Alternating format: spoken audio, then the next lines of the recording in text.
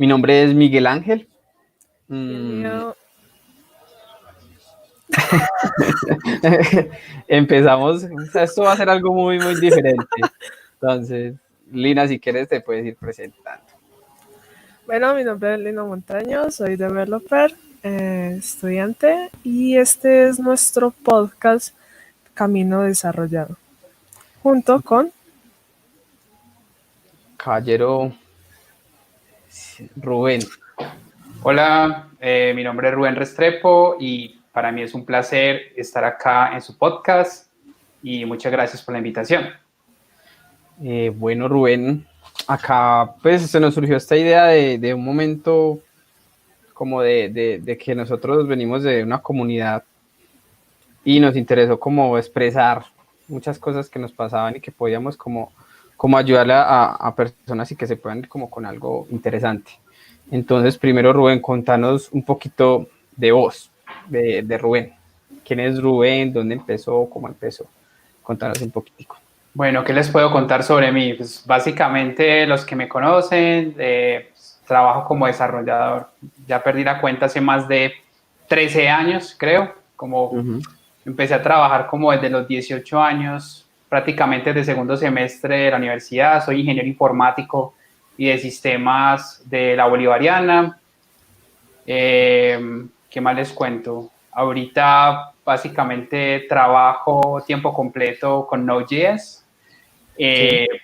haciendo servicios en el backend, aunque trabajé mucho tiempo como frontend, pero para ser honesto, los últimos 3 años he estado muy desconectado del mundo del frontend y me he enfocado más como trabajar en servicios y en APIs con Node. No sé, ¿qué más quieres que les cuenten? ¿Por qué ese cambio de front a backend? Bueno, O sea, ¿qué no te gustó del front? no es que no me haya gustado. De hecho mi rol en la empresa es ser full stack y a veces también tenemos que hacer componentes en el front. Por ejemplo, donde estoy ahorita en OutZero, hacemos pues todos los servicios en Node.js, pero en el frontend trabajamos con React. Pero básicamente tenemos como un design systems y una serie de componentes que ya están, digamos, muy trabajados. Entonces, digamos que en la parte del frontend no hay mucho esfuerzo. Casi todo el esfuerzo ocurre es en el backend. Entonces, por eso digo que estoy desconectado como de las últimas tendencias, porque mucho trabajo ya está hecho ahí. Y por otro lado, me interesa mucho trabajar del lado de los servicios en el backend, porque tenemos unos retos muy interesantes en cuanto a escalabilidad, a trabajar en la nube, en este caso con AWS. Entonces son retos muy interesantes y cómo escalar un sistema para que soporte millones de usuarios, millones de peticiones al día. Muy interesantes esos retos a la hora de trabajar con estos sistemas. Entonces, digamos que quisiera como encontrar un crecimiento profesional por ese lado. Entonces, básicamente es por eso. Aunque el frontend me pareció muy interesante, trabajé como frontend mucho tiempo. No sé si conocen una empresa que se llama Semoga, estuve trabajando allá y mi rol principalmente allá era ser frontend, no trabajaba en backend. ¿Y allá qué lenguajes utilizabas o con qué era lo que más dominabas allá en la otra? Me acuerdo en ese tiempo usábamos Backbone.js, no utilizábamos pues nada así como de estos frameworks populares que tenemos hoy en día, de Angular, React. Me acuerdo que era en Backbone.js y trabajaba, básicamente mi trabajo era en un offshore con una empresa de Estados Unidos, pero desde acá remoto, desde Colombia. Fue como mi primera experiencia trabajando remoto. Y Pero era un freelance, ¿sí? ¿era tipo de freelance o era un contrato? No, yo era empleado de la empresa, pero éramos un equipo de trabajo. En ese tiempo trabajábamos para una empresa de Estados Unidos que se llama Sears y digamos que sí, hacíamos trabajos en el frontend, en el e-commerce de ellos. Háganse de cuenta como una especie de Amazon. Trabajamos ahí en el frontend. ¿Y eso hace cuánto que se manejaba esa tecnología, Rubén? Estamos hablando del 2014. Uf, Hace mucho tiempo. tiempo. Hace mucho tiempo estuve trabajando allá y en mi vida pasada trabajaba con .NET. Mi vida pasada, mi vida Sí, pasada. sí, O trabajé sea, un buen tiempo. ¿Cómo? o sea que antes de llegar al Node.js, antes realizaba C Sharp, más o menos toda la parte de .NET de Sí, Microsoft. sí, trabajaba con ASP.NET, con C Sharp. Me acuerdo que ya el último año que trabajé con .NET estaba empezando a explorar pues, todo lo nuevo que había salido de .NET Core, Razor, ese tipo de cosas. Y yo trabajaba antes en una aerolínea que ya no existe, colombiana, y lideraba un equipo de desarrollo y el sistema de información y el sistema de reservas, todo lo estábamos haciendo con .NET.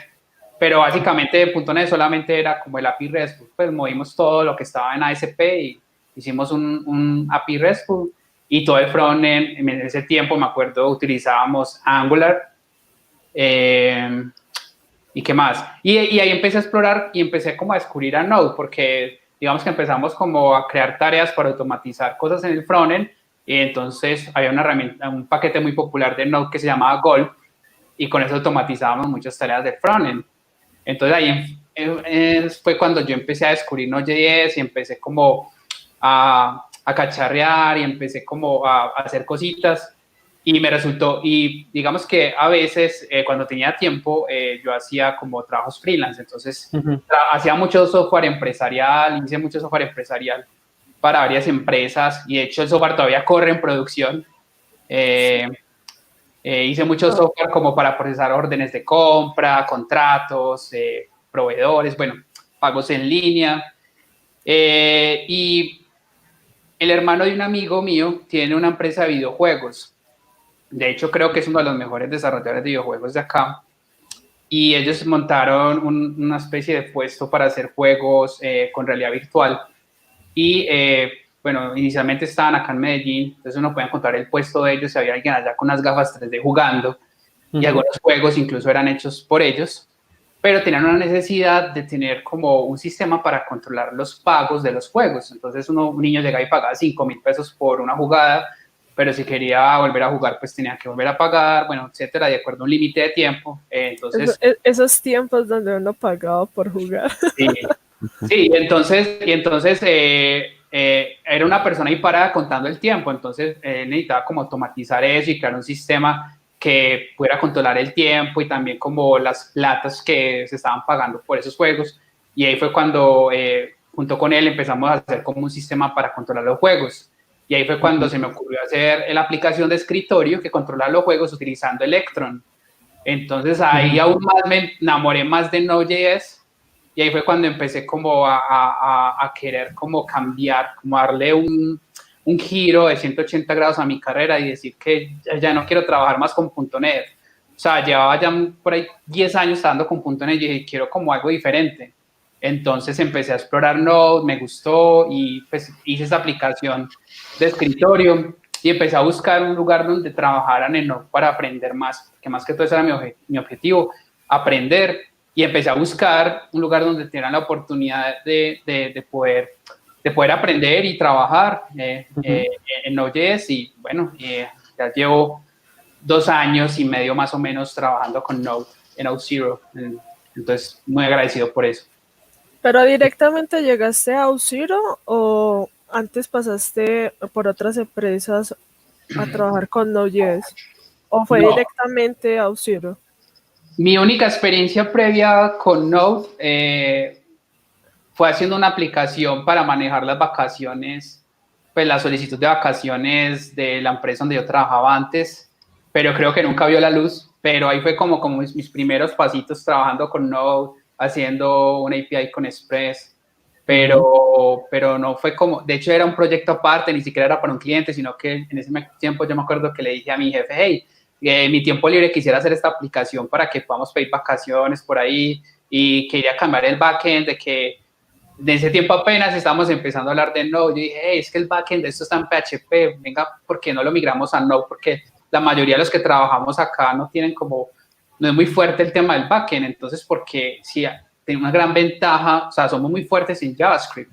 Si nosotros empezáramos a trabajar los backends en JavaScript, cualquier persona que necesitara el mantenimiento de la aplicación podría ver el código y entenderlo fácilmente. En cambio, si un código en otro lenguaje es un poco más difícil porque no tiene tanta experiencia, y fue una gran estrategia porque pues varias personas pudieron como meterle más la mano al proyecto, y eso fue como mis primeros pasos con Node. Y ya profesionalmente, ahorita sí estoy con Auth0, y alguna vez hice un proyecto, una aplicación móvil para jugar en línea en tiempo real, para la misma persona que le hice este software para controlar los juegos. Era un juego, pues era una serie de juegos en una aplicación mobile y se puede jugar en tiempo real, y todo el backend también lo hice en Node, me acuerdo. Pero ya no está como al aire en este momento, era como para hacer un pitch, pues como para buscar capital, pero sí, o sea, desde todo eso como que me empecé a encarretar con Node y a sentir una pasión. Pues no soy un experto, pero soy hambriento de conocer y aprender cada día más sobre Node. Eso sí, no se me ha pasado desde que empecé. Entiendo. Te pregunto, por ejemplo, cuando empezaste en .NET, ¿era porque era el boom o porque fue lo que te enseñaron en la universidad, o era porque fue como ese inicio en .NET? Bueno, de hecho la universidad, el lenguaje de programación que nos, digamos que nos más enseñaban como a la hora de hacer aplicaciones era Java. Ajá. Y de pronto... Para eso se basaba mi pregunta, porque muchas veces uno primero puro Java. Decía, sí. ¿Qué pasó ahí para generar ese cambio? Ajá. Sí, trabajaba en Java, pero digamos que mi primera oportunidad laboral, digamos que todo el stack estaba con .NET. Entonces, ahí fue que empecé a aprender de .NET, porque de hecho la universidad no...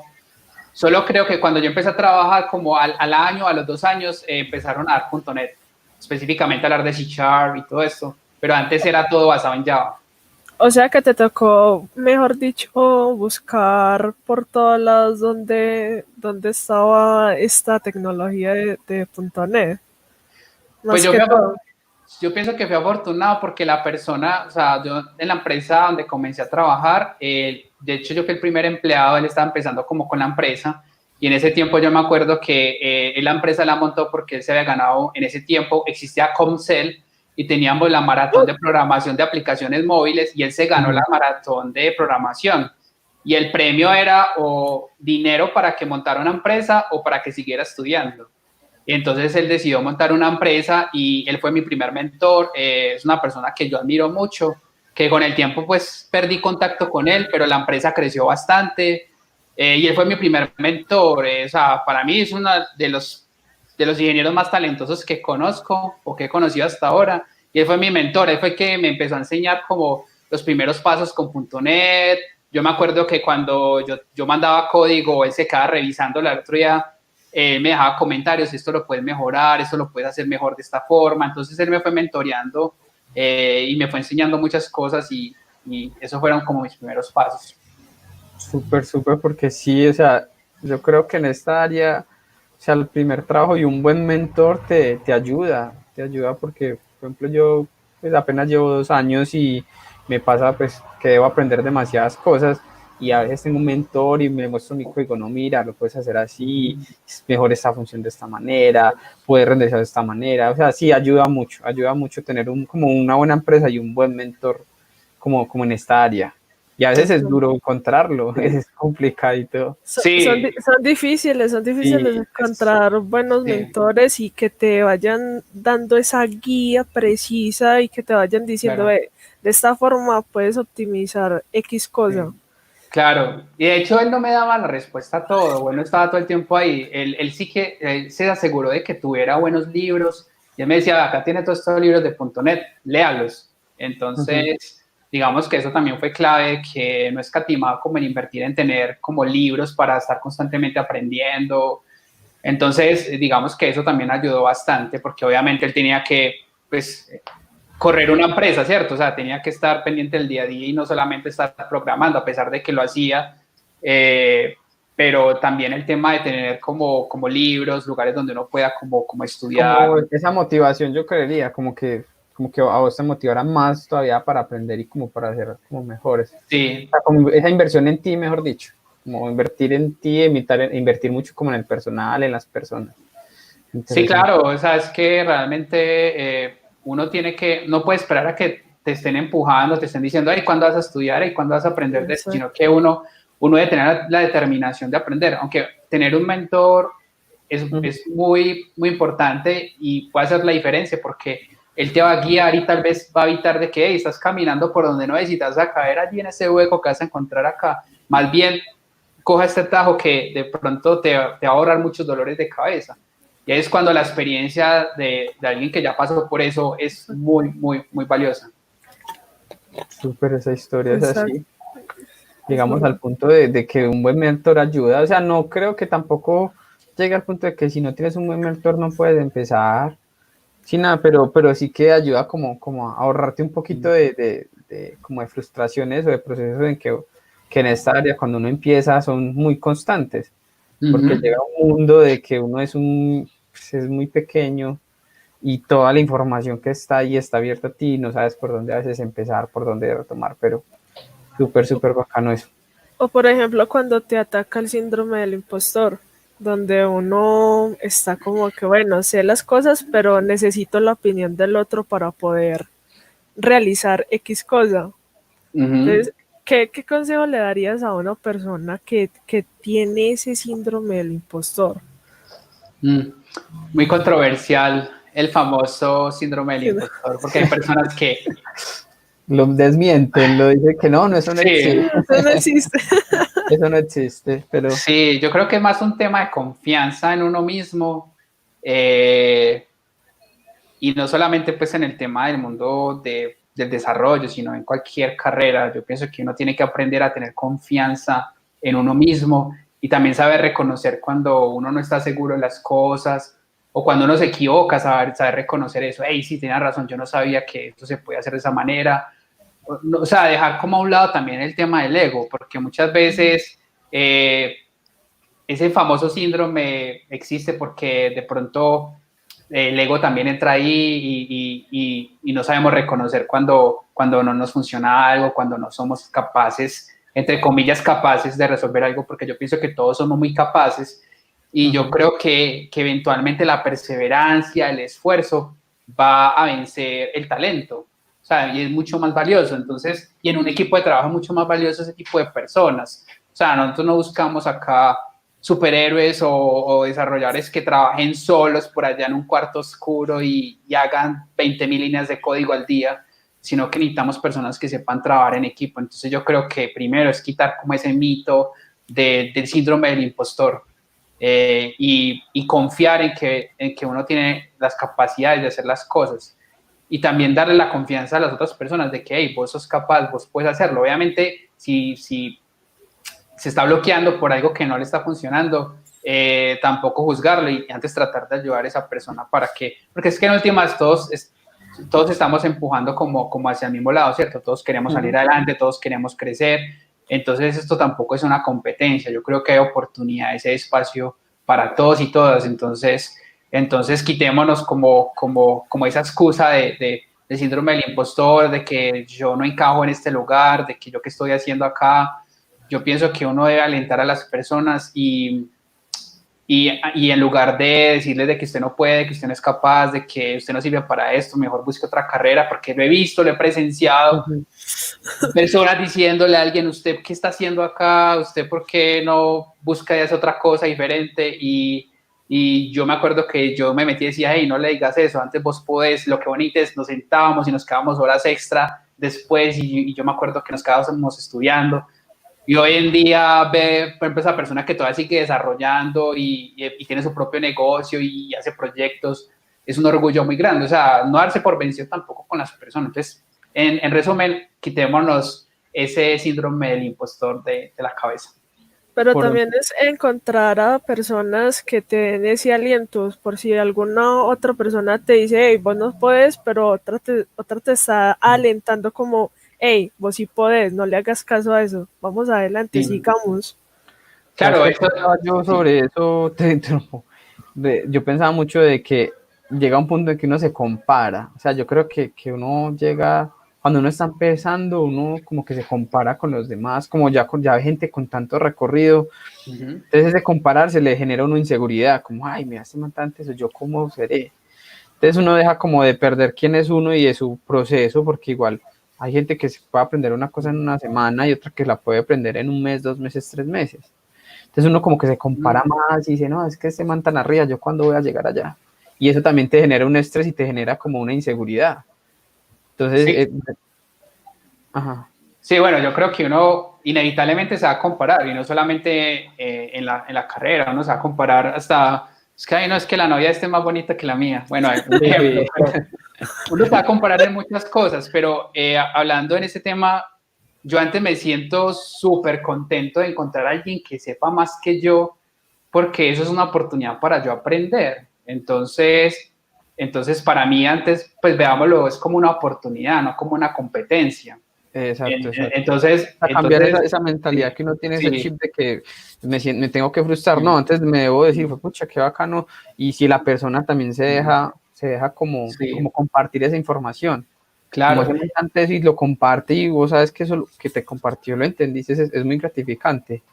Sí, claro, Ujú. decirle, hey, no, vos sos tan teso, yo quiero aprender, dame tips o ayúdame, mira, tengo estas inquietudes. La mayoría de las personas, y sobre todo en este sector en general, son muy abiertas a ayudar y a compartir el conocimiento. Entonces, aprovechemos eso.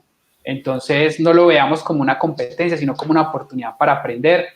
Todos tienen un proceso diferente, el proceso de cada uno es único, entonces no tratemos de buscar atajos o acelerar las cosas, porque cada uno, pues la vida de cada uno es diferente, Diferente. entonces Ujú. cada uno tenemos diferentes circunstancias, lamentablemente algunos tienen más obstáculos que otras personas, pero yo digo que eso en última se vuelven regalos y lo hacen a uno más fuerte, lo hacen a uno perseverar más, porque imagínense que todo fuera bien fácil.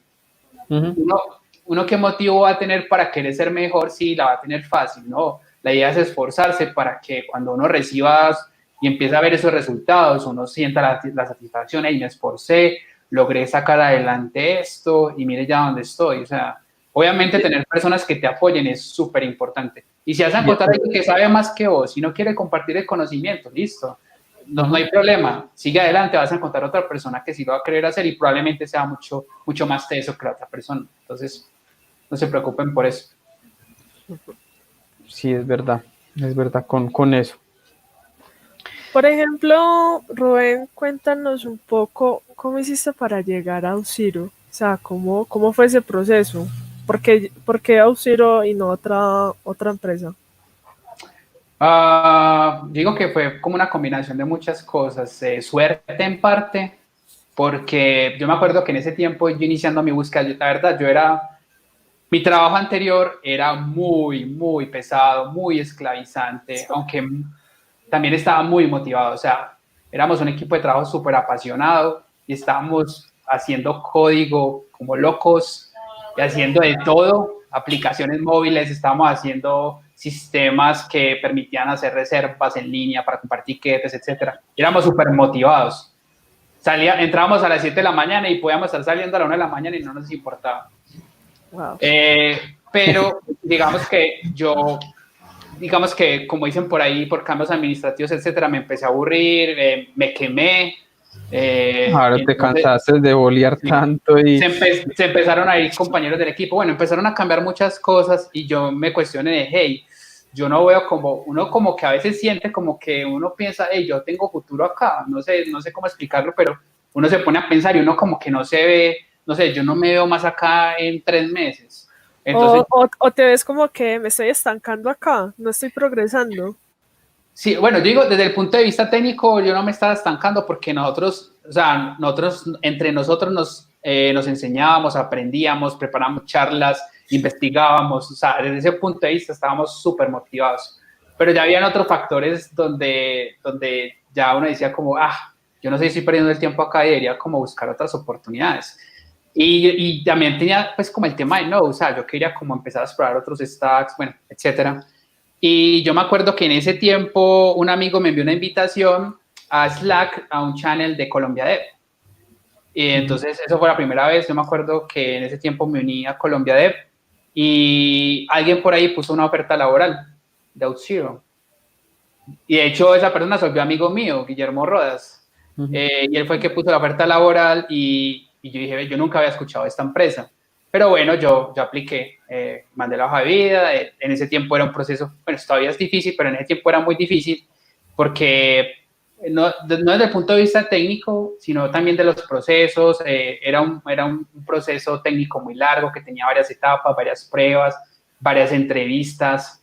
Creo que fue un proceso como de 3, 4 semanas, donde hubo días donde yo pasé derecho y aparte tenía que entregar cosas del trabajo y tenía que hacer pruebas técnicas.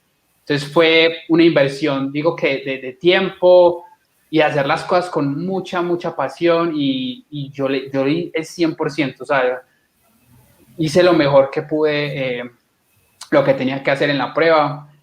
Y no fue como la primera empresa a la que apliqué. Yo me acuerdo que en ese tiempo yo apliqué a muchas empresas, inicialmente acá de Medellín, hice pruebas y en algunas no pasaba. Y yo me preguntaba, bueno, ¿pero por qué? ¿Qué estoy haciendo mal? Pero lamentablemente nunca me decían los motivos exactos, entonces nunca supe cuáles fueron los motivos. Entonces, bueno, yo seguí insistiendo y afortunadamente se dieron las cosas acá y aquí voy. Súper. Volviendo como a la de la empresa, como a las empresas, ¿qué has sentido que ha sido como lo más complicado que te ha tocado? O sea, ¿por qué has pasado respecto como a los trabajos, situaciones, como algo que digas, pucha, momentos como despedir a alguien, no sé, ¿qué ha sido como lo más difícil que te ha pasado pues respecto a tu trabajo? A este o a otros trabajos que ya has tenido? Bueno, a mí sí me ha tocado despedir personas. Afortunadamente, incluso después de que haya pasado eso, he seguido en contacto con ellos y están muy bien ahora. Entonces, por ese lado, pues me siento tranquilo, pero sí me ha tocado hacerlo. O, por ejemplo, ser determinante en una decisión para no renovarle contrato a alguien. Muy difícil, pero a veces toca tomar decisiones difíciles, sobre todo si uno está liderando un equipo. Pero yo digo que lo que más, yo no sé, de pronto lo más difícil que me pasó fue justo cuando yo estaba comenzando, porque yo empecé a trabajar casi que inmediatamente ingresé a la universidad. O sea, segundo o tercer semestre yo empecé a trabajar tiempo completo. Bueno, inicialmente medio tiempo y ya luego se fue convirtiendo tiempo completo. La empresa empezó a crecer mucho donde yo estaba. Y digamos, y al principio eran muy pesados, o sea, las ingenierías al principio son muy pesadas porque uno tiene que ver pues como los cálculos, física, bueno, y esas materias demandan mucho tiempo. Entonces, a mí me tocó tomar menos materias por semestre, entonces se me estaba alargando mucho la carrera, llevan 6 años y yo todavía ahí, 7 años, yo todavía ahí, entonces yo decía como, uy, no, yo necesito como tomar más materias, entonces... Entonces yo traté como de buscar como que me diera más espacio en el trabajo para estudiar más, pero lamentablemente como no logré como un acuerdo en ese sentido. Y eso influyó bastante en haber tomado la decisión de renunciar para dedicarme como tiempo completo a la universidad y poderla sacar adelante. Y eso fue como lo más difícil que me ha tocado hacer porque pues renunciar al trabajo y refugiarme pues como en el apoyo en ese tiempo de mi papá, que en ese tiempo estaba vivo, él ya no está, y yo antes me pagaba la universidad, entonces buscar el apoyo nuevamente de él, de que me ayudara para yo terminar mis estudios rápido y poderme concentrar. Luego 100% en el trabajo, porque me estaba quedando muy difícil estudiar y trabajar, demasiado complejo. Afortunadamente recibí el apoyo de él y pude sacar la carrera, pues me demoré como 8 años, pero al final la pude sacar. Pero sí es un logro, y yo creo que sí, o sea, uno debe tomar como esos cambios difíciles, por ejemplo, basándome en mí, yo estaba en una empresa ya bastante tiempo, y no trabajaba nada de lo que estaba estudiando, llevaba mucho tiempo estudiando, y llegué a un punto que no más, no quiero más, no más, no más, Sí. y renuncié y me dije, no, voy a dedicar 100% a estudiar y a sacar esto adelante, porque no quiero seguir en el mismo estado donde estoy, no quiero, ya no quiero, y pues obviamente tuve el apoyo pues de mis papás y se dio el proceso como de 2, 3 meses y fue como el primera oferta laboral. Yo dije, no, pues estaba súper emocionado. Yo decía, no, por lo que fuera y empecé con el mínimo, yo por el mínimo y vamos. Y yo estaba muy emocionado, pero dije, no, ahí es que hay que dar esa prueba, ese susto de hacer ese cambio. Sí, igual valió la pena porque yo me acuerdo que en ese tiempo y empecé a trabajar en otra empresa donde sí me daba como ese espacio y es una empresa que admiro mucho y aprecio bastante, que es una agencia que se llama Pacífica y yo pues tengo muy buenos recuerdos cuando trabajaba allá, no tengo ninguna queja, éramos como una familia, mis amigos, y ellos me apoyaron con los tiempos para la universidad, o sea, mejor dicho, lo que quisiera, Rubén. Entonces, fue una época donde pasé muy, muy feliz. Súper. Súper bien, no vamos bien con eso. Por ejemplo, Rubén, en tu día a día como developer, si llegas a, te sientes como estancado o alguna cosa, ¿qué tipo de estrategia utilizas?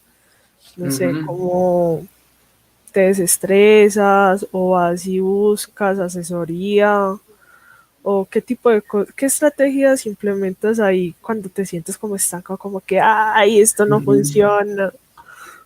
Sí, lo primero, soltar las manos del teclado. O sea, alejarme del computador por un instante. Normalmente me paro y me hago un café, o si he tomado mucho café, entonces me hago un té, descanso 5 minutos y luego descansar 5 minutos, me siento y pienso, esto que estoy haciendo, ¿de qué otra manera lo puedo enfocar? Entonces trato como, tengo una metodología donde, no sé si han escuchado el término, divide y vencerás. Creo que sí. Entonces lo que yo hago es tratar, bueno, yo tengo un problema que de pronto es muy complejo, entonces yo digo, bueno, tratémoslo de ir en pequeñas partecitas, en pequeños problemas y empecemos a resolver uno por uno esos pequeños problemas. Y ya al final me di cuenta que resolviendo esos pequeños problemas resolví todo, o al menos me dio una base para resolver el problema. Ya si definitivamente no me están dando las cosas, está bien decir no sé, o está bien decir, hey, necesito ayuda. Si tiene la posibilidad de buscar a alguien y decirle, hey, no sé qué está pasando, necesito ayuda. Es más, muchas veces uno mismo tiene la solución, pero uno a veces está tan ensimismado a un problema de que uno no se da cuenta que le falta un punto y coma o le falta algo que está previniendo que lo que estás haciendo funcione. Entonces dices, hey, hagamos una llamada y ya cuando la otra persona, pues cuando uno está mostrándole el código, explicándole el código. Es que, ahí está el problema.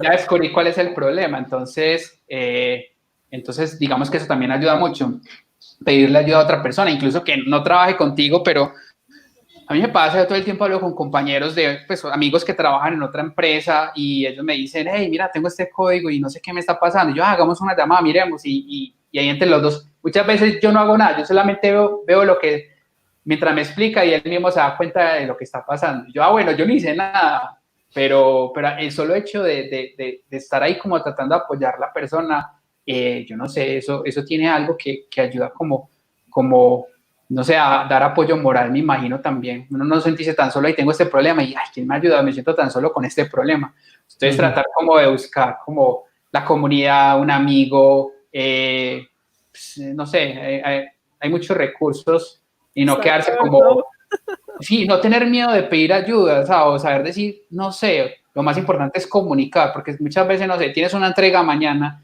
no te está funcionando y te quedas callado o callada. Lo mejor es decir, comunicar, hey, tengo este inconveniente, necesito ayuda, y tal vez, ¿qué va a pasar? Que, no sé, te van a dar más tiempo, te van a mandar ayuda, pero si no decís nada, el otro día va a ser un problema, hey, ¿por qué no dijiste antes que no te estaba funcionando? Es mejor comunicar, entonces eso es súper importante. Claro, Claro, me imagino que muchas cosas. Que las empresas tienen como una flexibilidad con respecto a eso, como decir, bueno, no sé, y hay prórrogas, hay como cosas ciertas. Sí, aunque hay que tener cuidado con eso, porque si siempre, cuando tienes entrega del sprint Ya se vuelve vicia. y sale como, uy, no, Rubén nunca entrega a tiempo, siempre tiene un pero siempre dice el día antes del sprint o el mismo día, ahí hay algo que no está bien, entonces es mejor como, hey, detectar a tiempo y temprano los inconvenientes, porque es que incluso puede ser un problema no técnico, sino decisión de producto, bueno, etcétera. Entonces ahí se tiene que dar una discusión con otras áreas, entonces mientras más rápido se identifique es mucho mejor. Y van a llegar al final del sprint y van a saber que no cumplieron esa tarea, pero ya hubo una comunicación, una discusión, sí, sabemos que eso todavía no está, pero listo, miremos a ver qué estrategia podemos seguir. Obviamente que no se repita siempre, porque bueno, ¿qué está pasando? ¿Por qué siempre se repite esta situación? pues que no estamos aclarando muy bien lo que hay que hacer. Entonces también ese tipo de cosas son importantes. También va mucho la comunicación entre las personas. Sí. El mismo equipo. Una Sí, comunicación con el total. equipo, un buen entendimiento con el equipo. Sí, Sí. y sobre todo, pues, por ejemplo, en el caso mío, yo creo que ya para muchas personas que trabajan remoto, nunca asumir nada y siempre sobrecomunicar. Es decir, no asumir de que, sí, sabemos que esto está fallando y nadie sabía. O sea, entonces, comunicar. Al no asumir nunca que la otra persona sabe lo que está pasando, no, sobrecomunique. Y tal vez si necesita que la otra persona confirme, hey, estoy esperando tu confirmación sobre esto que acabo de decir. Entonces, nunca asumir nada y sobrecomunicar siempre. Es mejor eso que no comunicar, porque el que no comunica básicamente se vuelve invisible en el equipo. Entonces, eso también es malo. Entonces, no, siempre comunique, sobrecomunique y si tienes que hablar en otro idioma y no te es fácil como expresarte en una llamada hablándolo, escríbelo. Entonces, si así te sientes más cómodo, entonces no hay problema. Ok, una cosa, Rubén, por ejemplo, aquí ahorita estamos hablando pues de llamar debe ser una comunicación. No sé de pronto con qué recursos crees tú que puedes recomendar, o sea, qué libros, para una persona que está empezando primero y para otra persona que ya lleva bastante tiempo, o sea, qué libros les puede recomendar ese tipo de personas, porque el enfoque que tenemos como este podcast es ese, de personas que están iniciando, de que se orienten y busquen como esa ayuda con nosotros o de alguna persona que venga acá, que tenga la charla con nosotros y se puedan llevar como un pedacito. Entonces, ¿qué libro le recomiendas a esas personas que apenas están empezando en el área?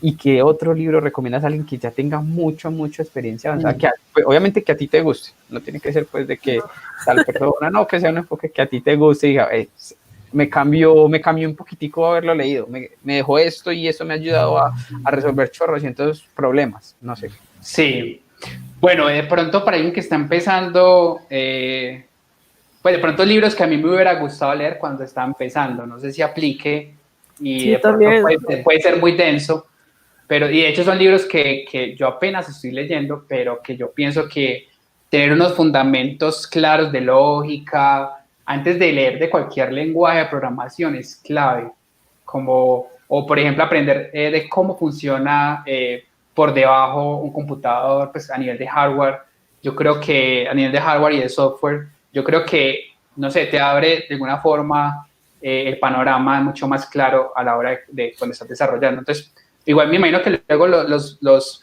van a compartir los nombres de los libros, pero, por ejemplo, libros que yo puedo recomendar, libros técnicos, por ejemplo, yo tengo uno que estoy leyendo ahorita que me parece súper interesante, que se llama Fundamentos Básicos de Linux para Hackers, que puede sonar muy avanzado, pero lo que enseña básicamente son comandos de Unix que son muy útiles para hacer mucho tipo de cosas. Entonces, todo el tiempo están enseñando como muchos trucos a la hora de trabajar con la consola, porque digamos que he visto que existen como dos tipos de desarrolladores, bueno, los que son visuales y trabajan con el mouse y siempre tienen que tener un entorno de desarrollo como muy visual, que igual es útil a la hora de ser más productivo para algunos puede ser útil, pero yo pienso que también aprender a trabajar con el teclado, a trabajar con la consola, aprender comandos, te vuelve un desarrollador muy ágil. Entonces yo creo que aprender esos comandos básicos, utilizar un editor como Emacs o más avanzados. Bean, Sí. por O sea, ejemplo. digamos que incluso eso es muy político porque hay gente que dice, no, Bean, otro es que Emacs. O digamos que o hay extensiones o mejoras sobre eso, que por ejemplo editores construidos sobre Max, que son muy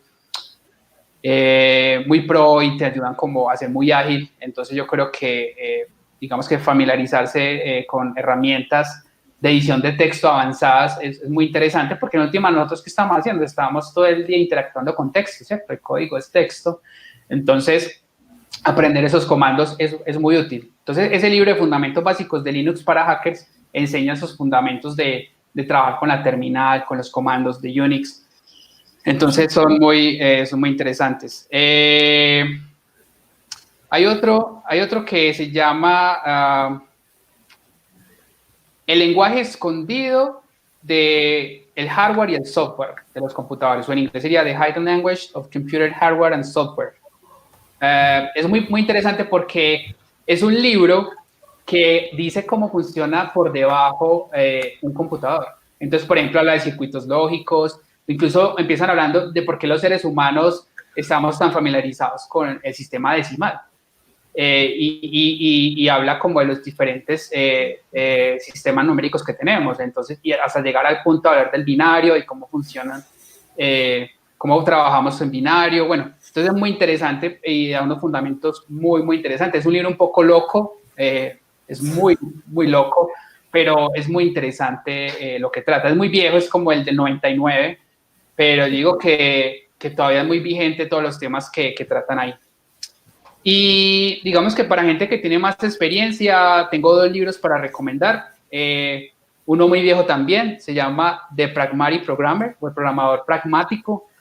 Es un libro que tiene 20 años, pero hace poquito, el año pasado, creo, si no estoy mal, sacaron la segunda edición, donde le actualizaron pues algunas cosas y enseñan cómo ser un programador pragmático. Entonces muestran como diferentes escenarios, o por ejemplo tips a la hora de utilizar herramientas o cuando estás haciendo software, qué es un desarrollador pragmático. Entonces enseñan como esos tips.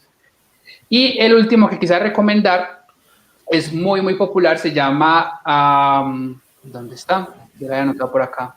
Se llama Release It o Despliégalo. Cómo diseñar y desplegar sistemas listos para producción. Entonces se enseñan patrones muy interesantes, patrones un poco avanzados a la hora de diseñar sistemas que sean resilientes, sistemas de que implementen patrones de arquitectura para evitar fallas en cascada, sobre todo cuando está trabajando en sistemas distribuidos. Bueno, hablan de cosas muy interesantes y de buenas prácticas a la hora de desarrollar software. Entonces me parece súper interesante. Y ya personalmente, libros no técnicos, soy súper fan de los libros de ciencia ficción dura. Los libros de ciencia ficción dura son libros que son de ciencia ficción, pero están basados en hechos científicos que son, pues, tratan de ser hechos científicos verdaderos. Y el mejor exponente de eso es Isaac Asimov, que es para mí pues, uno de mis autores favoritos y es un autor por excelencia pues, en el tema de ciencia ficción. Entonces, recomiendo leer a Isaac Asimov. Súper, muy interesantes. Hay que ahorita los anotamos y los dejamos, ya sea por ejemplo en el canal de YouTube, en la descripción, y miramos en qué links, cómo hacemos para compartirlos por el podcast. Sí, creo que la mayoría de los libros, pues como son tan viejos, se pueden encontrar gratis en internet. Ah, bueno, compartimos algo, los PDFs o algún link para algún PDF. Hombre, Rubén, voy a poner una pequeña polémica acá. Ok. Hace poco hubo una tendencia de Deno. ¿Qué piensas sobre eso? ¿Si va a lograr desplazar a Node.js o crees que eso simplemente es algo pasajero? Para ser honesto, no tengo una opinión sobre Deno, ni buena ni mala. Yo pienso que cualquier iniciativa es bienvenida y puede inspirar como el mismo Node.js o puede inspirar a tener como mejores herramientas en el futuro. Porque puede que en ese momento esté una situación similar a como estuvo Node en sus comienzos. La gente diría como, hey, JavaScript en el backend es como extraño. Entonces yo creo que puede estar en una situación similar, pero no tengo una opinión realmente. Más bien curiosidad, pero por ahora ni siquiera he tenido curiosidad de jugar con Deno. O sea, digo como, primero quiero aprender a hacer Node bien antes de comenzar a pensar en otras cosas. Súper. Aquí.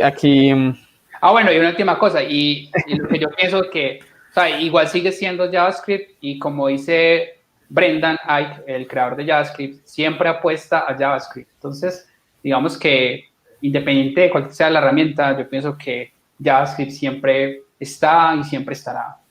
Siempre estaremos hablando de JavaScript dentro de 10 años, por ejemplo. Yo creo que eso pasa lo mismo en el front, porque en esos días Lina y yo estamos teniendo como la misma discusión de que, bueno, Angular, React, no, ¿cierto? O Vue, y decíamos, no, salió Svelte, y había como la misma tendencia, y yo, otra tendencia. O sea, volvíamos como que no, y realmente todo es JavaScript. O sea, no, hay veces nos enfocamos mucho en aprender como la librería sin tener como unas Los buenas bases. fundamentos. Sí. Y nos falta eso, y yo creo que es con unas buenas bases y traen Svelte y ya tú entiendes cómo funciona esto, cómo funciona aquello, cómo... Sí, yo creo que, o sea, uno no debe ser, pues uno no debe politizar esos temas. Y yo me acuerdo que alguna vez a Julián Duque le hicieron esa pregunta, y él decía, escoge lo que te hace feliz. O sea, si te hace feliz trabajar en Vue, trabaja en Vue.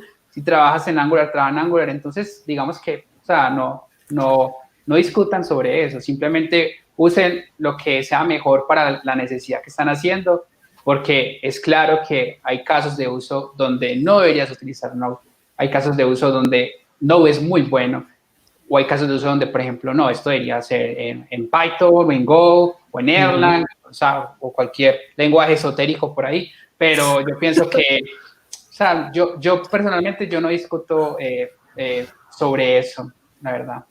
Creo que lo principal que debe tener una persona antes de utilizar este tipo de herramientas es las bases correspondientes al lenguaje que utiliza. Sí, yo me acuerdo que una vez yo perdí una oportunidad de trabajo porque dije que no me gustaba TypeScript hace muchos años. Y la ironía de la vida es que hoy en día yo solo trabajo con TypeScript. Entonces, para que vean cómo pueden cambiar las cosas. Wow. Sí. Bueno, no, como en este podcast no todo es de programación. Y creo que no todos programamos y vivimos. No. ¿Qué hobbies tienes? ¿Qué aparte de programar, qué te encanta hacer? Programar en TypeScript, en mis proyectos personales. Me gusta mucho. Leo mucho libros técnicos, pero cuando no estoy como en eso, cuando no estoy leyendo, me encanta ver películas, pues documentales, series, en Netflix sobre todo. A veces juego, que la verdad no juego mucho, pues aquí atrás tengo, bueno, no se ve, pero tengo siempre mi Play, a veces juego FIFA o otro juego casual que yo tengo, pero no soy muy gamer. Y a veces compañeros de trabajo me invitan a jugar y soy muy malo, ¿verdad? Siempre pierdo.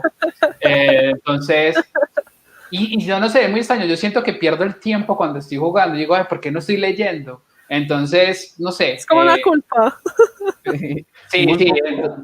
Una culpa culposa. Sí, exacto. Entonces, más que todo, cuando no estoy trabajando, estoy proyectos personales, viendo películas. A veces juego, pero no muy de vez en cuando. O sea, en esta cuarentena yo creo que solo un día he jugado Play, como una hora. Pero no, y ya, eso es más que todo como paso el tiempo y pues soy casado, entonces paso mi tiempo con mi esposa y ya, en eso se me va el tiempo por ahora. Okay. ¿Y si no hubieras sido programador, qué carrera hubieras escogido? Muy interesante pregunta. Yo me acuerdo cuando yo estaba buscando qué estudiar, yo tenía en mis manos el pensum de ingeniería informática y en el otro tenía el de diseño gráfico. Me llamaba mucho la atención el tema de diseño, pero en última me fui como por ingeniería informática. Entonces, no sé si sería diseñador, me gusta mucho la arquitectura, me encanta ver programas de diseño de interiores y de construcción, como haz tu propia casa, cosas así. Me llama muchísimo la atención. Y también me llama mucho la atención la economía. Entonces, yo no sé si de pronto hubiera sido economista también. Leo mucho libros de economía, tengo libros de economía, hablo de economía mucho. Entonces, es un tema que me interesa también bastante. Entonces, tú inviertes en Bitcoin. ¿Qué pensamiento tienes sobre el Bitcoin? ¿Qué moneda tienes, mejor dicho? No, lo irónico es que me interesa desde el punto de vista social la economía, no desde el punto de inversiones o de, no sé, de ser trader o jugar con acciones, sino que hablo más como desde el punto de vista filosófico de la economía y la parte teórica.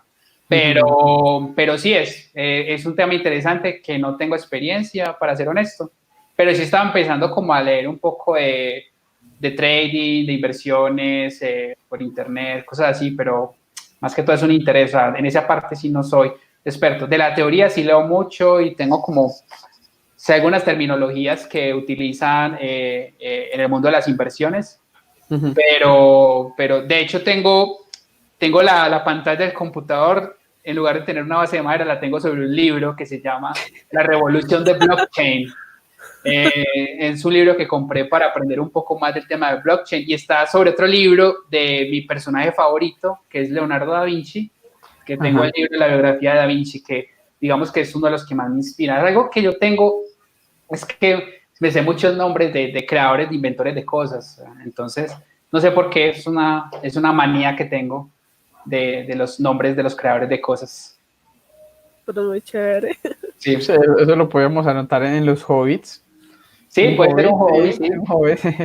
Sí, puede ser. Súper, súper. Entonces, no, en conclusión, en ese momento no tengo una opinión del tema de Bitcoin, porque no tengo experiencia.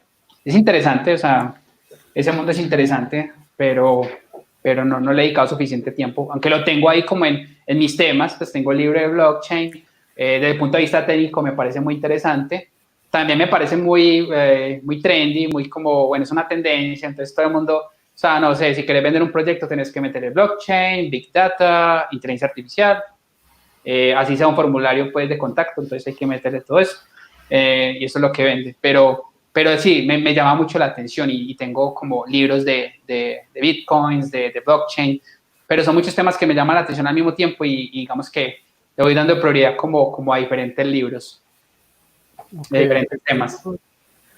Entonces, con todo lo que nos has contado, tu yo del pasado estaría orgulloso, tu yo del presente. Yo creo que sí, esperemos que sí. Yo era, no sé, yo creería que sí, o sea, yo nunca me he conformado, siempre he querido como, ni siquiera por compararme con los demás o porque esté en una competencia, sino quiero superarme a mí mismo. Entonces, ¿Tienes esa sed de aprender? sí, es algo natural. A mí siempre me ha gustado como aprender, estar leyendo. Entonces, a consecuencia de eso, digamos que me he encontrado como con estas oportunidades y he querido aprovecharlas al máximo. O sea, trato de aprovechar lo que más pueda, las oportunidades que se me presenten. Entonces, yo creo que sí estaría orgulloso de mí mismo porque, por ejemplo, yo era una persona muy tímida y ahorita, por ejemplo, ya he tenido la oportunidad de pararme en un escenario delante de cientos de personas y no sentir como nada, o sea, no me siento como muy, muy cómodo. Entonces yo creo que sí, o sea, el cambio sí ha sido un salto gigante. Súper, súper bien con eso. Por acá, por ejemplo, con todo lo que hemos hablado y de todos los temas que hemos tocado, independientemente pues de la carrera, si es programación, si es marketing, si es diseño, ¿qué consejo le darías a alguien? ¿Qué consejo le darías para independiente de carrera? Que para cuando esté empezando. Bueno, yo pienso que inglés, aprenda inglés. Muy indispensable. Yo creo que en estos momentos, Importantísimo. si usted quiere tener, o sea, hay buenas oportunidades, pero las mejores, en mi opinión, requieren que sepas inglés. Conozco personas muy talentosas que se han perdido oportunidades muy buenas por el tema del inglés. Entonces yo creo que, y no tiene que ser un inglés perfecto, entonces yo pienso que deberían como buscar, como mejorar en ese aspecto, practicar. Tenemos internet, hay muchos recursos gratuitos para aprender, para practicar. Y la ironía es que yo soy más de tener libros físicos. Yo tengo muchos libros físicos y los libros, y yo repaso mucho, pues yo trato de repasar leyendo muchos libros en inglés o libros que enseñan inglés y los tengo físicos. Y el tradicional libro que viene con los CDs y escucho audios. Entonces yo creo que buscar como eso y practicar con personas que lo sepan. O incluso me ha pasado que yo he visto gente que en Twitter dice, hey, estoy aprendiendo inglés, necesito a alguien nativo que quiera practicar conmigo.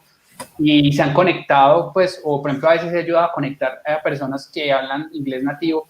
Y ellos están dispuestos a ingresar a una conversación porque van a sentir curiosidad, ay, contame de Colombia, contame cómo es tu ciudad. Entonces ellos también van a ganar algo porque van a conocer otra cultura. Entonces, no sé, es algo muy interesante. O sea, depende de uno. No se queden como, es que a mí no me dieron inglés en la universidad o yo no aprendí, a mí no me enseñaron. No, o sea, Eso puede ser una falencia del sistema educativo, etcétera, pero yo pienso que uno mismo debe hacerlo y los recursos están, incluso no hay que invertir dinero, a veces están gratis en internet o en una app, el mismo Duolingo, entonces, pues no sé, las herramientas están, entonces no busquemos excusas, sería como el consejo número 1, el tema del inglés, y lo otro sería como en lo posible, traten de ser parte de una comunidad, porque si están aprendiendo, las comunidades es un buen punto de partida. Eso es algo que yo no hice al comienzo. Me imagino que por varias razones no había tantas comunidades en ese tiempo, estaba ocupado con la universidad, bueno, etcétera. Pero eso me hubiera gustado hacer antes, ser parte de las comunidades y poder crecer y aprender ahí. Entonces, súper recomendado que también lo hagan. Y no traten de hacer esto solos o solas, sino que busquen a alguien más que tenga la misma pasión y ganas por aprender y traten de llegar juntos en este viaje y traten de ayudar porque muy probablemente se hacen bien las cosas y ahorita más en este tiempo que yo veo que se están acelerando mucho las cosas, muy probablemente en unos años uno va a ayudar al otro y puede que otro esté en una mejor posición que la otra persona y se van a poder ayudar. O incluso pueden trabajar juntos o pueden crear su primera empresa juntos, pues tantas cosas pueden pasar. Entonces, si buscar una persona con la que puedas, pues no hagan las cosas solos o solas, busquen a alguien. Sí, sí, es verdad. Respecto a eso, sí, porque uno no cree y uno a veces piensa que uno es el que está pasando por una situación como solo o algo así, pero hay muchas personas que también pasan por lo mismo y por esa misma frustración, tanto cuando están empezando a programar, que no saben por dónde. Volvemos al tema ahorita de ese camino, de ese mentor, Sí. que muchas veces los amigos se vuelven los mismos mentores de uno. No tiene que ser la persona más de este mundo, sino como alguien que te esté ayudando y te esté empujando como a llegar a un objetivo como Sí. común. Como Sí, claro. Totalmente. No es solamente frustrarnos como que no, esto no. Bueno, Rubén, por acá tenemos, a ver, una pregunta muy random, muy tapada. A ver. Que no sé, esos días estábamos escuchando otro podcast y se nos surgió esa idea y decíamos, oh Dios, ¿tú qué crees? ¿Qué crees que pasaría si de un momento, mañana, pasado mañana, no sé, no haya más internet? ¿Qué sería de Rubén si hoy o si mañana se acaba el internet? si no hay internet, no tenemos internet? No ¿Qué tenemos pasaría? internet. ¿Qué sería? ¿Qué otras cosas te desempeñarías? O sea, ¿qué sabrías hacer hoy para decir, me voy a ganar la vida, pero no programando? Me imagino a Rubén ahí, aunque sea con cuaderno, codifico. Pues sí, yo de hecho lo hago. Yo tengo una agendita acá y a veces escribo, bueno, como pseudocódigo, pero a veces sí. Mi esposa me pregunta, ¿pero qué estás escribiendo? Y yo, no, estoy programando acá en la agenda, pensando como algoritmos y cosas así. Ajá. Pero yo pienso que, pues, si es temporal, eso ya me ha pasado. Pues yo a veces estoy trabajando, si estoy trabajando y se me va el internet, básicamente mi productividad se baja a cero, no hago nada. No, hablo de que se fue, o sea, por algún momento, o sea, llega alguien, algo y dañó el internet del mundo y nos quedamos sin internet por X razón. ¿Qué pasaría con Rubén? Que en China, donde está la parte del internet, lo quiten. Y nos quedamos 2, 3 años sin internet porque hay unas ondas, algo así. Nos activan el firewall de China. No, yo pienso que, pues, la verdad, lo de menos es qué va a pasar conmigo. Digo, ¿qué va a pasar con el mundo? Porque hoy en día yo no creo que no exista un negocio que no dependa de internet y sobre todo en estos momentos. Entonces yo pienso que la economía mundial colapsaría por completo y volveríamos como a depender de mecanismos que existían o se usaban más antes de tener internet. Entonces igual el ser humano tiene esa capacidad de reinventarse a sí mismo. Entonces yo creo que lo peor, los países en vías de desarrollo, mal llamados en vías de desarrollo, yo pienso que se afectaría mucho la economía. Entonces yo creo que, bueno, nos tocaría reinventarse. Yo siempre le digo a mi esposa que uno de mis sueños algún día es tener mi propia panadería, entonces no sé, de pronto me volvería panadero, vendería panes o tendría un café en algún lado, en caso tal de que no pudiera seguir en una carrera técnica. Sí. me gustaría tener una cafetería algún día, entonces de pronto por ese lado, pero no sé, o sea, yo pienso que es algo que no solo me afectaría a mí, afectaría al mundo entero. No sé de qué serviría tener computadores, la verdad, si no nos podemos conectar. Sería muy difícil. Bueno, no, de pronto vendería memorias USB, sería un gran negocio para compartir información. Vendería discos duros con la música del año, los de diciembre. Sí, mandaría la información por Rappi. Entonces, puede funcionar. Pero no tenemos internet, es complicado, ¿cierto? Entonces, mira, yo pensaría, bueno, ¿cómo vamos a reinventar todo lo que se llama en internet al mundo sin internet? Pues, entonces, ¿cómo sería un Google? Bueno, entonces volvemos al directorio telefónico, las páginas amarillas, volveríamos como a ese tipo de cosas, ¿cierto? Porque todavía tenemos teléfono, claro. ¿No? ¿Tenemos teléfono? Sí, todavía. Sí, bueno, una pregunta. Bueno, entonces podemos tener internet por conexión telefónica como No, la gracia era causar un cambio. O sea, ¿qué pasaría? Pero bueno, no. Yo creo que moriría mucho adolescente si no hubiera internet. Pero bueno, no sé, yo creo que nos podríamos reinventar y sería muy interesante el experimento. Cuando uno se quiere desconectar del mundo, es interesante cuando uno, no sé, se va para algún lado a una playa y uno no está conectado a internet. De pronto uno habla más con la pareja, descubre cosas que de pronto no por estar pegado a una pantalla no descubre la persona que tiene al lado, porque nos conectamos con el que está lejos, pero el que está al lado que muchas veces nos ignoramos. Entonces yo creo que el ser humano se redescubriría a sí mismo, de pronto tendríamos, no sé, sería más interesante desde el punto de vista cultural, qué cosas tan interesantes podrían ocurrir con la sociedad, no sé. Pero de pronto podríamos dejar de ser más materialistas, más consumistas si no tuviéramos internet. Entonces, no sé, también podrían pasar cosas buenas. Eso sí, los programadores, la economía se nos desplomaría por completo. A eso llegamos nosotros sí. ¿Qué pasaría? O sea, ¿qué pasaría con Lina? ¿Qué pasaría con Miguel? Baila. No, incluso otras carreras, o sea, por ejemplo, no sé si eres un inversionista de Wall Street, donde casi todo eso, hasta ya lo hacen automático los bots, las inversiones, ¿qué va a pasar con eso? ¿Cuántas empresas desaparecerían? ¿Cuántos empleos desaparecerían?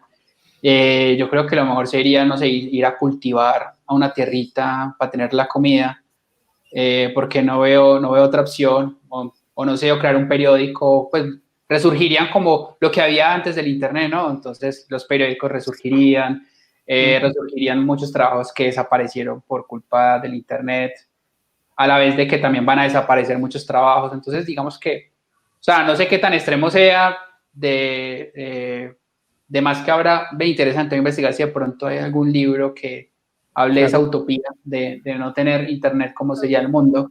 Pero sí, o sea, lo que pasa, así como pasó con esta crisis, muchos negocios tristemente desaparecieron, pero otros se reinventaron, otros crecieron, o sea, siempre cuando alguien gana, alguien está perdiendo, ¿cierto? Entonces, yo creo que hay que reinventarse, entonces, no sé qué haría, pero no me quedaría de brazos cruzados. Obviamente uno ya dejaría de tener uno se daría cuenta que uno ya no necesita como tantas cosas, entonces uno ya viviría como con cosas básicas, así como muchas personas se dieron cuenta con esta crisis de que lo más importante es tener comida, ¿cierto? Y un techo, entonces uno como que cambiaría sus prioridades y pensaría qué hacer. Que es lo que realmente uno quiere, porque uno a veces sí se llena de cosas muy materiales y siente que esa es la felicidad y que eso, pero muchas veces uno no le presta atención a otras cosas que realmente sí lo valen. Aunque igual me encantaría, por ejemplo, tener, no sé, Netflix en DVDs, entonces sé que, por ejemplo, en ciertas partes de Estados Unidos, zonas rurales donde el internet no es muy bueno, Netflix despacha películas en DVDs, así como hacía antes de tener la plataforma. Sí, entonces yo creo que me encantaría tener como un backup de películas que quisiera ver en caso tal de que no haya internet. Me encantaría tenerlo. Para eso me servirían los computadores de backup para tener las películas ahí. Ya sabemos el negocio, vas a vender computadores, vas a vender películas. Ya tenemos. Esa. Sí. Vendería películas de Netflix en DVDs. Bueno, o en DVDs, pues a los que tengan el lector para el televisor, o si no. O pura USB venteado. Sí, USB o yo no sé. USB, O inventar una tecnología que permita distribuir de forma física las películas de alguna forma práctica, como un pseudo internet, no sé. Habría que mirar una red local donde uno pueda hacer streaming en la casa sin tener internet, pero tener streaming ahí. Pues no sé. Yo creo que encontraríamos la manera de compartirlo. Sí. O volvemos a inventar internet. No. Internet. Hacemos otro internet mucho mejor y más rápido. Sí. Y más estable para que no se caiga esos 2 o 3 años que tenemos ahí, ¿no? Yo me imagino que así como tenemos un lugar donde estamos guardando todas las semillas del mundo por si hay alguna gran catástrofe, alguien por allá guardó los planos de internet en caso de que tengamos que volver a construir todo, no se haya perdido ese conocimiento. O toda la información de todos los libros la estén guardando en alguna base de datos, por si de pronto pasa algo con todos los libros. Sí, o sea, alguien debe tener eso. No que por favor no necesite internet para funcionar. Exacto. Sí. Y por último, Rubencho, ¿qué opinas sobre tu área en 10 años? ¿Cómo la verías en 10 años más o menos en la programación? Pues no sé, ojalá lo supiera, pero pensaría que la tecnología va a estar masivamente desplegada en el mundo. O sea, más que ahora, porque ahora no está tan masiva, pero ahorita que en el tema de 5G estoy escuchando como un eco. Pero yo creo que la tecnología va a estar masivamente presente en cada aspecto de nuestras vidas. Va a ser súper común, pues desde el punto de vista tecnológico, ver vehículos autónomos, que un dron te entregue el domicilio, de que todo es totalmente automatizado, tu salud, tu estado físico, toda esa información va a estar digitalizada. Cada aspecto de nuestra vida va a estar mucho más conectado. Entonces yo creo que vamos a lo... Sí. Es que se fue como el sonido de fondo. Entonces yo creo que vamos a seguir estando, pienso que con mejores herramientas mucho más poderosas, así como hemos visto en estos últimos 10 años cómo surgieron nuevas tecnologías, cómo se expandió la adopción de la nube. Yo pienso que vamos a tener precios muy reducidos, entonces digamos que se va a democratizar la nube y todas las empresas van a estar ahí, van a haber herramientas mucho más especializadas, vamos a ver lenguajes de programación muy, muy especializados y muy avanzados, vamos a ver heurísticas cuando estamos programando mucho más avanzadas, incluso ayuda con inteligencia artificial en el momento en que estamos programando. Yo creo que eso va a ser parte del día a día, pero veo que vamos a seguir siendo parte central de eso nosotros como desarrolladores. Antes creo que va a haber mucha más necesidad porque digamos que la tecnología va a estar expandida 100% en muchos campos que ni siquiera existen todavía o apenas están comenzando, perdón. Entonces yo creo que va a haber posibilidades para seguir trabajando en robótica, en inteligencia artificial, todo lo que tiene que ver como Internet de las cosas. De hecho, y veo a JavaScript ahí en un lugar central de todo eso. Y todavía vamos a estar hablando en 10 años de JavaScript, haciendo cosas increíbles que ni siquiera nos podemos imaginar hoy. Pero yo creo que vamos a estar en una posición mucho mejor de la que estamos ahora. Veo que, pues, hablando de Colombia, me imagino que si seguimos haciendo las cosas bien, va a ser un hub de innovación increíble en Latinoamérica. Vamos a ver empresas, startups que van a estar, pues, tipo Rappi, que están valuadas en un montón de dinero. Ojalá más empresas crezcan a lo largo de esos 10 años y creen más oportunidades de trabajo y nos vamos a ver un referente mundial desde el punto de vista tecnológico. El talento va a ser reconocido casi instantáneo. Van a decir, desarrollador de Colombia. No, excelente, contrátenlo. Entonces yo creo que vamos a estar en muy buena posición. Espero que lo que va a pasar ahorita después de esta crisis, la economía de Colombia no se resienta mucho y que muchas personas puedan encontrar una oportunidad en esto y sacar adelante sus familias, comunidades mucho más fuertes. Para mí, no es solamente el aspecto técnico, el futuro de la programación desde el punto de vista técnico, sino también desde el punto de vista humano, de cómo nosotros vamos a interactuar entre nosotros. No sé si todavía en ese tiempo va a estar GitHub o qué rayos vamos a estar utilizando para versionar el código. Pero no solo lo de GitHub como plataforma, o sea, utilizando Git, por ejemplo. No sé si todavía va a seguir siendo relevante o vamos a utilizar algo que sea más avanzado, que sea más poderoso a la hora de lidiar con quién sabe qué tecnología vayamos a tener dentro de 10 años. Entonces, yo creo que, pues sí, herramientas mucho más avanzadas, pero igual vamos a seguir desarrollando como muy parecido a como estamos haciendo hoy, porque hoy desarrollamos como hace 50 años todavía desarrollaban. Abres un editor de texto y empiezas a programar. Yo creo que todavía vamos a seguir trabajando así, pero con algunas otras ayudas.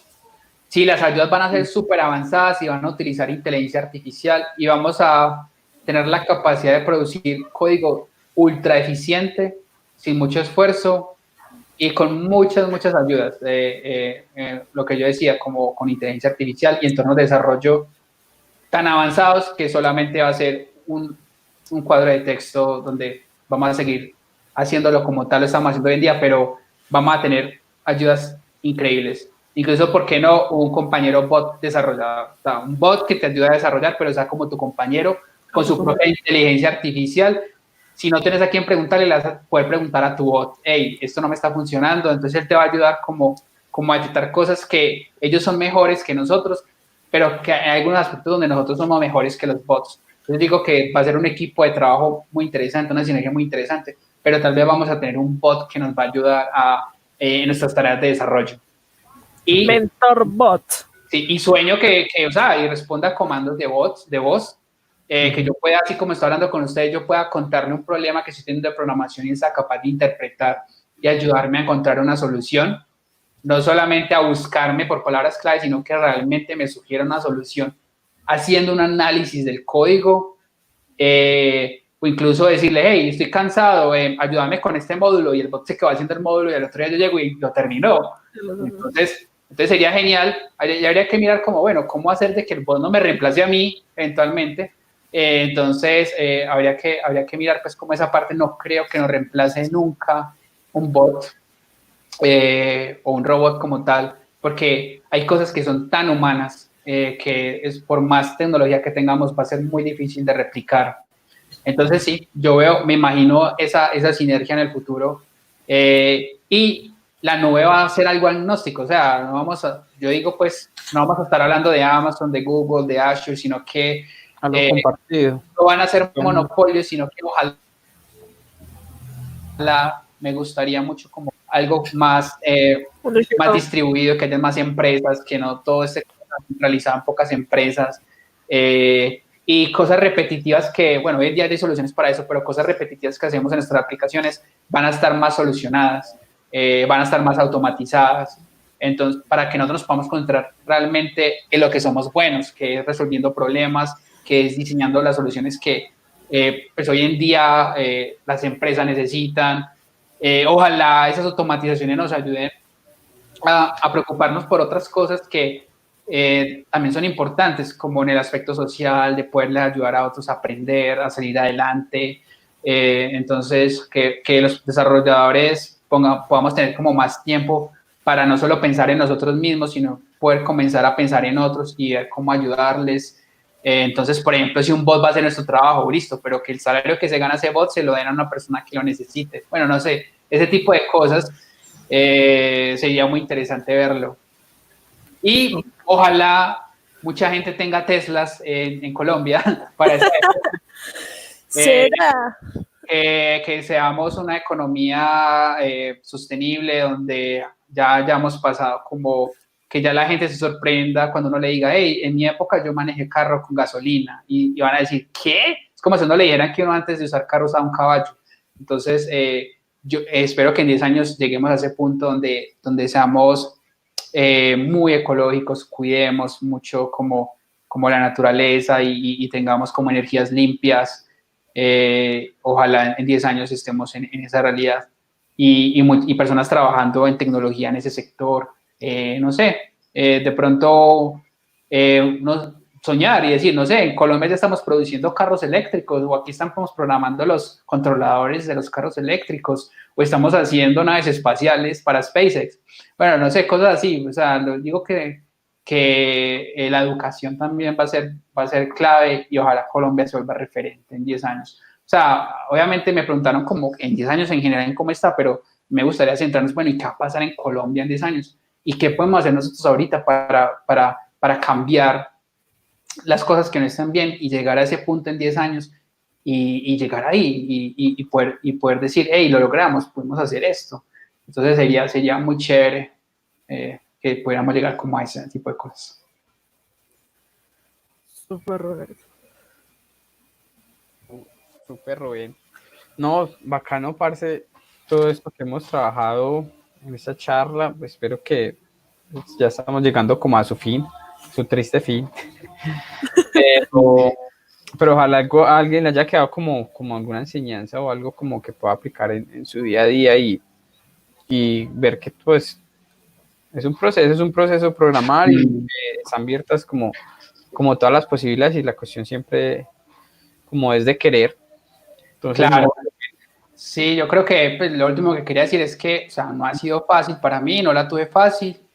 Yo me acuerdo que cuando comencé, yo ni tenía computador, no me acuerdo cuánto valían, pero en esa época eran muy costosos y mi papá no tenía pues como suficiente como para comprarme un computador. Y yo me acuerdo que me encarreté fue yendo a la casa de un primo que tenía un computador, un Compaq Presario, me acuerdo. Y yo empezaba a jugar ahí Age of Empires, pero también empezaba a leer como cosas técnicas y me fui como interesando.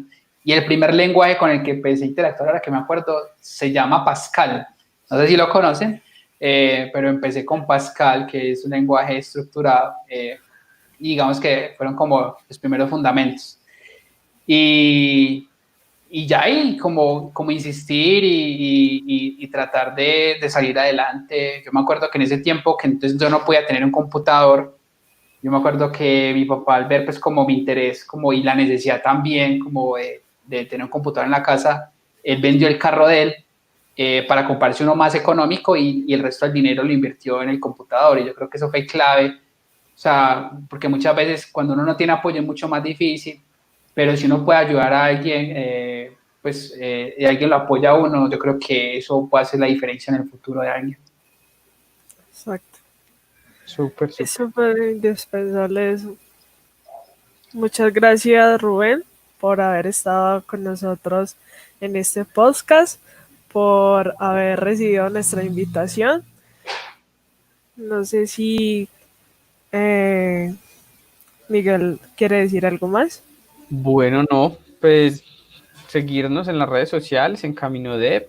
De pronto, si quieren algún tipo de pregunta en especial o nos quieren ayudar como con esos temarios, pues las redes sociales están súper abiertas como a eso, de algo que les interesa, de alguna pregunta que les pueda servir. Entonces, no, igual, muchas gracias, Rubén. Esperamos volverte a invitar en otro episodio, de hablar de otro tema en particular o tocar un tema que a nosotros nos parezca o a todos les parezca muy interesante. Entonces, Claro que sí, no, muchas gracias por la invitación y sí, espero estar pronto por acá. Los invito a que participen o que recomienden a alguien que tal vez quisiera estar acá. exacto. Y ya saben dónde encontrarme, entonces cualquier duda, pues yo estoy abierto como a hablar. Entonces, sí, muchas gracias.